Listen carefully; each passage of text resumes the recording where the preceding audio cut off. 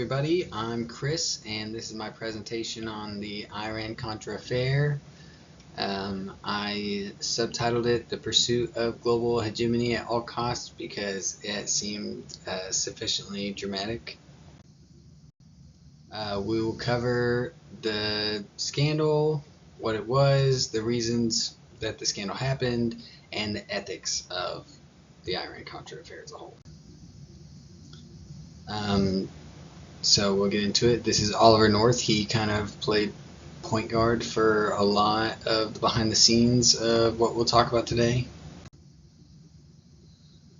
So the Iran-Contra affair, we'll do an overview.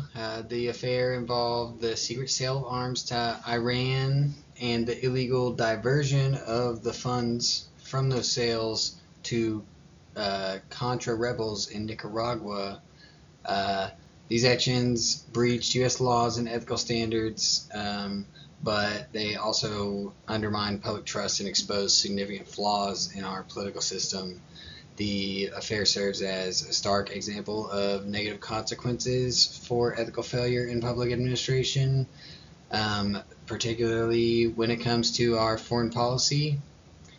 It underscores an urgent need for more robust legal constraints and institutional transparency. And we should have more stringent punitive measures that are not so easily dismissed for the people who are in power. So first we'll go into the historical context. To understand the Iran-Contra affair, we must first look at the historical context of U.S. interventions in Central America. The term Banana Wars describes a period of intense military interventions where the United States would send our military over in order to protect the interests of commercial entities like the United Fruit Company, who later became Chiquita Bananas.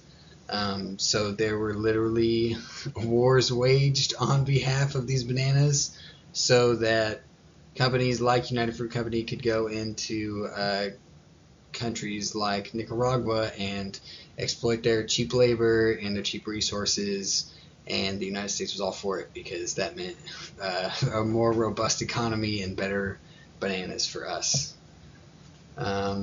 So in 1961, the Sandinistas were a group that grew tired of the dictatorship that the United States had put in place, and they overthrew the Nicaraguan government, obviously in opposition to the United States' interests, and as a result, the U.S. Was pretty upset with the new leadership in Nicaragua, and they saw the Sandinistas as aligning with Cuban and communist ideals, so they immediately put a target on their heads because of the communism, they say, not because they overthrew the U.S. friendly government and upset our economic interests. So, in the 1980s, the Iran-Contra affair began with the sale of arms to Iran, despite an embargo on Iran's designation as a state sponsor of terrorism. So they had U.S. Hostages captured. The United States did not negotiate with terrorists, but in this case we did just a little bit by we would give our weapons to Israel. Israel would give those weapons to Iran. The Iran would then release our hostages, and also we would get the money from the sale of the weapons. And then we would take that and take those funds and fund the Contras, who were in Nicaragua specifically to overthrow the Sandinista government that we talked about just a second ago, in order to, fight communism, supposedly. This all took place after Ronald Reagan proposed that we do this legally, and Congress turned it down. The legislative branch turned it down, and so he wasn't allowed to go and intervene in Nicaragua, and so this was the solution, was to do it illegally and secretly.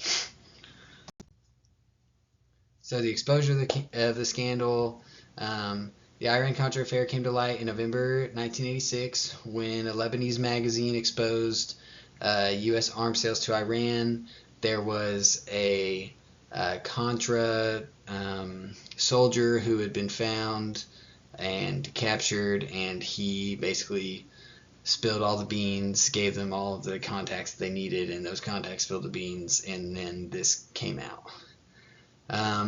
This caused a media frenzy and led to widespread public outcry. The scandal escalated quickly, prompting televised congressional hearings. Key figures like Oliver North, who you saw earlier, John Poindexter, testified about their involvement. They admitted to destroying documents to cover up the affair, took full responsibility for concealing details from President Reagan. So they said Ronald Reagan wanted this to happen, but he didn't know that it was happening.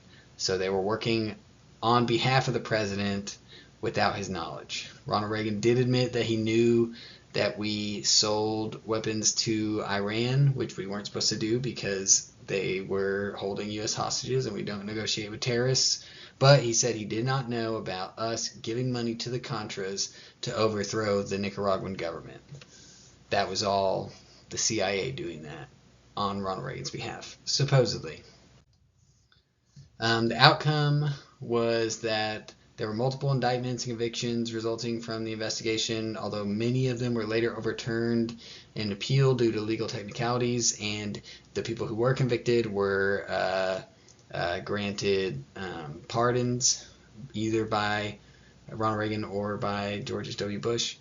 The scandal severely eroded public trust in the government and sparked serious debates about the accountability of the executive branch. The Tower Commission, which was an independent panel commissioned by President Reagan, harshly criticized the administration for an inadequate oversight.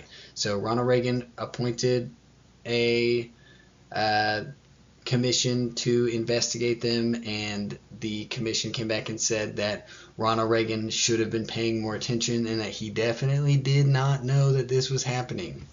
And then over here you can see a cartoon where they're making fun of how Ronald Reagan famously said, I do not remember, or I do not recall, or I didn't know. I believe it was like over 50 or 80 times in his hearing about the Iran-Contra affair. So next, we'll talk about why the Iran-Contra affair really happened. And the answer is U.S. global hegemony. So U.S. foreign policy is, as Noam Chomsky put it, hegemony or survival, which just means that basically if the United States is not globally dominant, the most globally dominant superpower, then we are doomed to failure.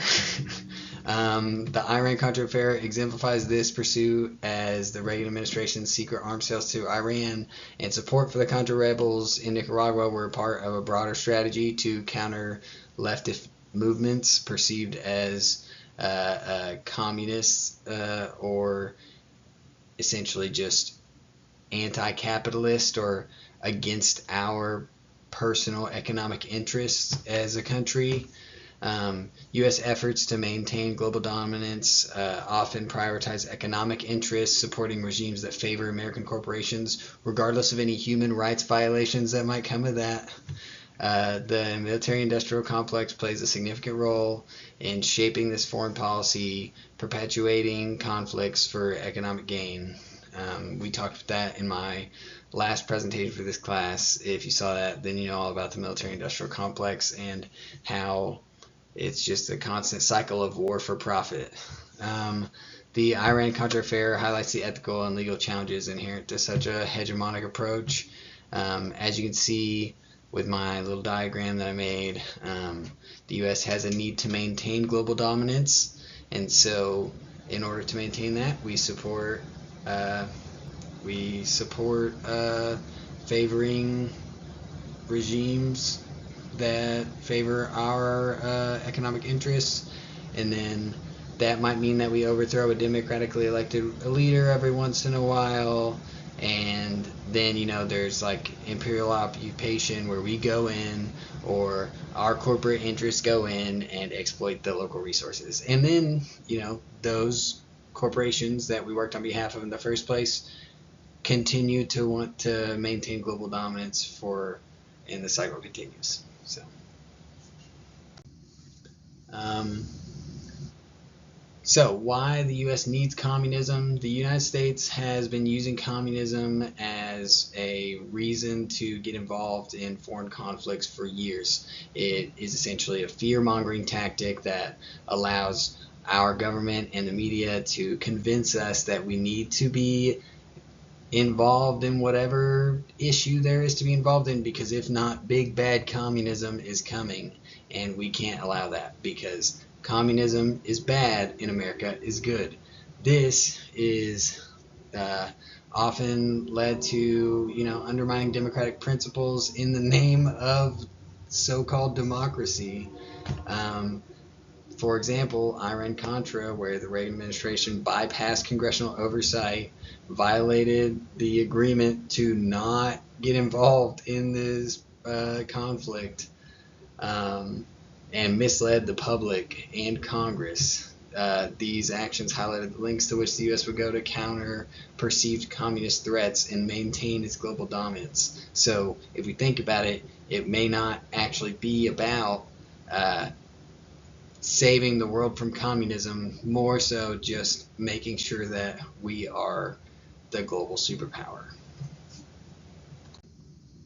So, the irony of all of this, this Russian containment or communist containment, is that while we talk so much about the Soviet influence and how we need to prevent the spread of communism and promote democracy and become the defender of the world democratic institutions or whatever, America's own interventions often support authoritarian regimes, and secure our own geopolitical interests, which contradict that exact democratic rhetoric that we champion as anti-commies. Like I said, the Iran-Contra affair, prime example. Over here, just to show you guys, here's an example, a bunch of examples of all of the different things that we've been involved in, all the different ways that we have, not been contained ourselves and have gone against the values of democracy in order to further our global dominance. But if you ask anyone in power here in the United States, it is Russia, China, commies that are the problem. We are okay because we're the good guys. So, results of America's capital-driven imperialism in Nicaragua specifically. America's intervention in Nicaragua had significant impacts on its people. U.S. support for the Somoza dictatorship, which was prior to that is the one that the Sandinistas overthrew. The dictatorship that we supported led to corruption and repression and oppression of the people in Nicaragua. That's why there was a revolution. The Sandinistas emerged in response and overthrew the Somoza regime. The Sandinistas brought land redistribution and improvements in healthcare and education whenever they came, but their communist leanings and friendly rhetoric with Cuba made the U.S. mad. Plus, they just overthrew our friendly regime. So there was a civil war that resulted with the Contras and the Sandinistas. The resulting civil war caused many deaths, human rights abuses, economic damage, with civilians obviously being the most impacted, and it was something that they are still kind of struggling to overcome. The Civil War was very, very recent, and it still permeates in their culture today. There's still political instability, economic hardship, and distrust towards U.S. policies in Nicaragua. So now we'll get into the ethical and legal failures. Obviously, there's a violation of the Arms Export Control Act, where we only make arms deals with specific governments. A breach of the Boland Amendment, which was an agreement to not get involved specifically with the conflict in Nicaragua. There was allegation of drug sales funding the Contra operations because the CIA was taking drugs to Nicaragua, photographing Sandinistan officials with the drugs, cocaine specifically, and then flying back the cocaine into the United States. We know that much. Supposedly, what were they going to do with that cocaine after that? Probably sell it to people to use in the United States, while Nancy Reagan was preaching just say no. Office of Public Diplomacy organized pro-Contra propaganda. That was an organization set up by the CIA specifically to threaten journalists who were not writing pro-Contra reports. And if you wrote a pro-Sandinista or anti-Contra or appeared a little bit too neutral on the topic of what was happening in Nicaragua, then the Office of Public Diplomacy would come to you as a journalist and threaten you or threaten to smear you in the public eye. And that went on for a couple of years. So, lessons and recommendations. The Iran-Contra affair underscores the critical need for adherence to legal frameworks and transparency in public admin. Public officials must ensure their actions are transparent and accountable to prevent abuse of power. Ethical leadership is essential in setting the tone for public admin. Recommendations for strengthening oversight include enhancing the independence of and authority of oversight bodies, so maybe not only have a review done by people who are appointed by the president, who is the guy being investigated.